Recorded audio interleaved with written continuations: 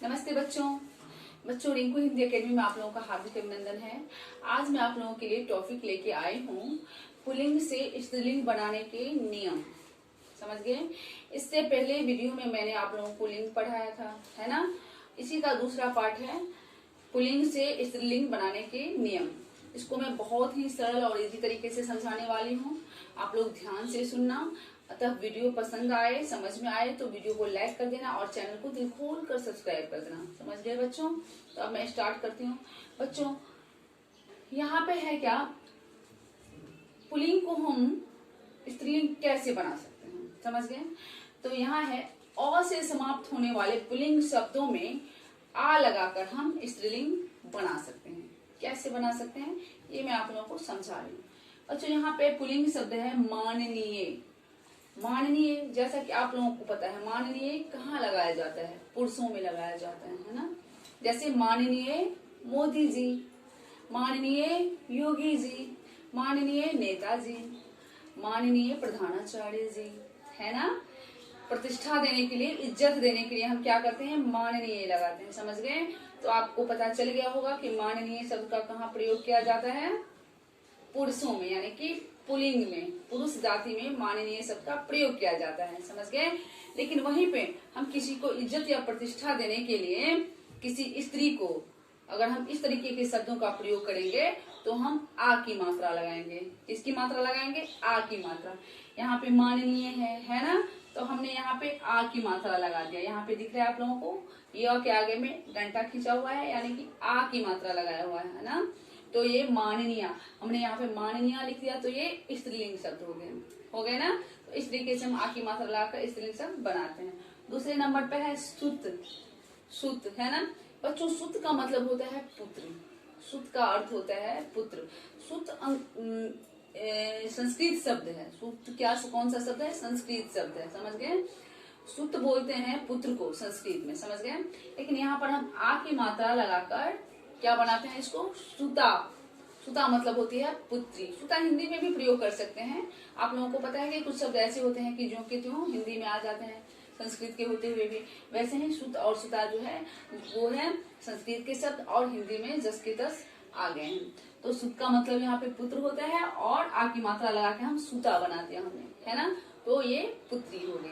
समझ गए? अब तीसरे नंबर पे है वत्स। तो बच्चों मैं आपको समझा दूं, यहाँ पे वत्स का मतलब भी पुत्र ही होता है। पुत्र को वत्स भी बोलते हैं। समझ गए? और हमने यहाँ पे लिख दिया वत्सा, यानी कि आ की मात्रा लगा दिया। किसकी मात्रा लगा दिया? आ की मात्रा। आ की मात्रा लगाकर हमने इसको स्त्रीलिंग बना दिया। समझ गए? तो यहाँ पे वत्सा का मतलब हो गया पुत्री। समझ गए बच्चों? अब आगे नेक्स्ट है, जिन संस्कृत शब्दों के अंत में मान या वान आया हो तो वहां पे हम मति और वती में बदलकर स्त्रीलिंग बनाते हैं। तो बच्चों यहाँ पे जैसा कि मैंने आपको बताया, कुछ ऐसे शब्द होते हैं पुल्लिंग शब्द जहाँ पे हम मान या वान लगाकर पुल्लिंग शब्द बनाते हैं। पुल्लिंग शब्द होता है, लेकिन हम उसमें मति और वती लगाकर स्त्रीलिंग शब्द बना देते हैं। समझ गए? जैसे यहाँ पे हो गया पुल्लिंग शब्द है श्रीमान, है ना बच्चों। जैसा कि मैंने ऊपर बताया था, वैसे श्रीमान कहाँ लगाया जाता है? जो ऊंचे पोजीशन पे होते हैं, अपने से बड़े होते हैं, अधिकारी होते हैं, उनको सम्मान देने के लिए अगर हम कोई एप्लीकेशन वगैरह लिखते हैं, दरख्वास्त लिखते हैं, समझ गए, तो हम वहां पे श्रीमान लगाते हैं। समझ गए ना। जैसे प्रधानाचार्य जी हैं, अगर वो पुरुष जाति की हैं तो वो पुल्लिंग हुए, है ना। तो वहां पे लगाएंगे श्रीमान, है ना, श्रीमान प्रधानाचार्य महोदय।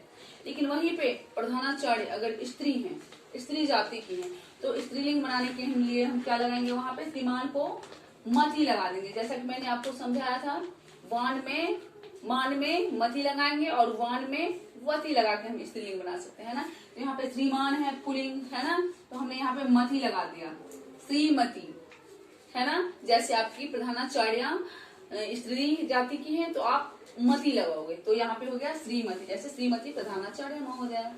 समझ गए? अब जैसे महोदय है, महोदय शब्द क्या है? पुल्लिंग शब्द है। हम उसमें आ की मात्रा लगा देंगे तो क्या हो जाएगा? महोदया, यानी कि स्त्रीलिंग शब्द हो जाएगा वो। समझ गए? अब है यहाँ पे गुणवान। जैसे हम बोलते हैं कि वह आदमी बहुत ही गुणवान है, वह लड़का बहुत गुणवान है। तो गुणवान शब्द क्या हुआ, पुल्लिंग शब्द हुआ। ये किसी पुल्लिंग जाति के लिए हम गुणवान शब्द का प्रयोग कर सकते हैं, समझ गए।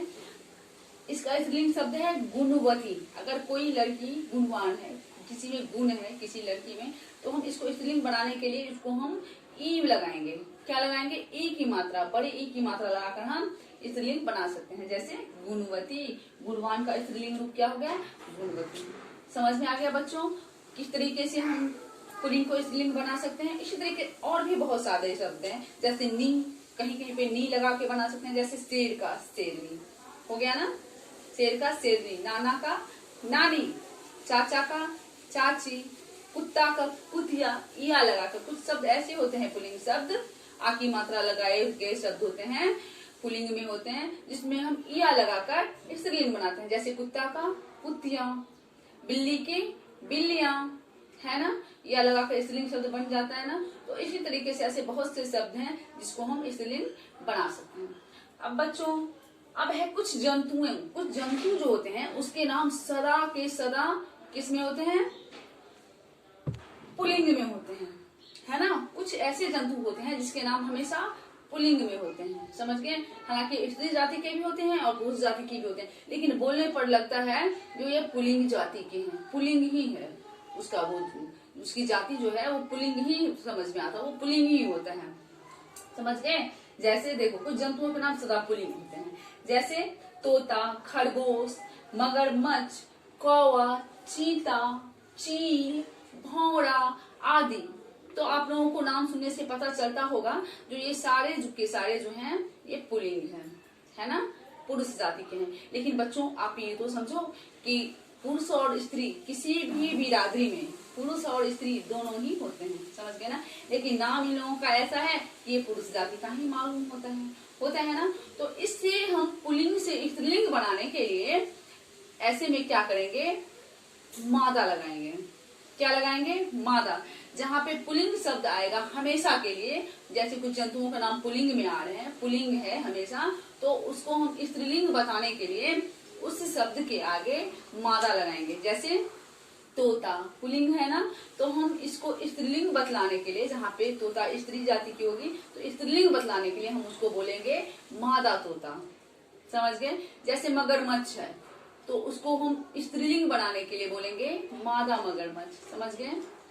अब जैसे है कौवा, है ना, कौवा भी पुल्लिंग है लेकिन स्त्री जाति भी तो होती है कौवा, तो इसके लिए हम बोलेंगे मादा कौवा। चील, चील भी पुल्लिंग है ना, लेकिन इसमें स्त्री जाति भी तो होती है, तो हम चील को स्त्रीलिंग बनाने के लिए मादा चील बोलेंगे, है ना। ऐसे बहुत से जंतु हैं जो हमेशा पुल्लिंग में आते हैं, जिसका नाम हमेशा पुल्लिंग में होता है, लेकिन हम उसको स्त्रीलिंग बनाने के लिए उसके आगे में मादा लगाएंगे, समझ गए। तो बच्चों जिस तरीके से पुल्लिंग में हम स्त्रीलिंग बनाते हैं, पुल्लिंग शब्द हमेशा जो कुछ ऐसे जंतु होते हैं जो हमेशा पुल्लिंग में होते हैं, यानी कि जिसका नाम हमेशा पुल्लिंग में ही होता है, उसको हम स्त्रीलिंग बनाने के लिए मादा लगाते हैं आगे में। वैसे ही कुछ जंतु ऐसे भी होते हैं जो हमेशा स्त्रीलिंग ही होते हैं, हमेशा उनका नाम स्त्रीलिंग में ही होता है।